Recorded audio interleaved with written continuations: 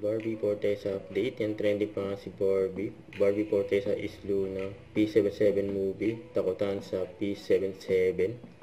At sabi naman ni Barbie sa kanyang post, and napanood ko na, definitely a roller coaster ride of emotion. A must watch. And Penthouse 77. Yan, sa advanced screening. Yan, sa Venice Cineplex. Ayan, kasama ni Barbie. Ayan, bumubuo ng Penthouse 77 movie niya. Ayan palang, congrats na. And directed by Derek Cabrido. Ayan, sa post ni Jezreel. Ayan, napanood niya yung movie ni Barbie. Ayan, nakaka-proud daw si Barbie. Ayan, Primetime Princess. Yan, siyempre.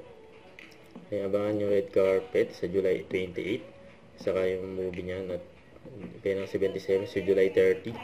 And now I'm feeling kind of nervous as to what your reactions would be after the film. But sana po ma-appreciate niyo po ang napakagandang pelikula namin. Nakaka-starstruck talaga siya kahit ang simple-simple niya. Ito sa child house, yung highlights kay Barbie. Gusto ko na magpa-picture pero hindi pwede kasi ako ang taga-picture. At ito na nga, nag-group photo na sila at sa akin sila nakatingin. Ako yung sinusunod nila. Sabi ko, sige, 1, 2, 3, smile.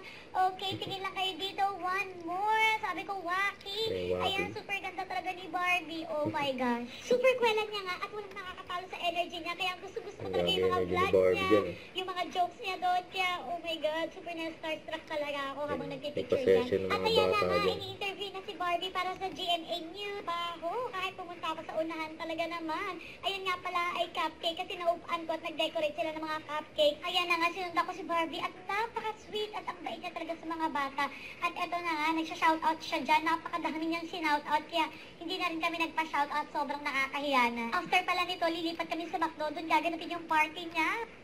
Don't forget to subscribe, click the notification bell for more update. This is Victor Reaction Vlog. Stay tuned for more videos. See ya.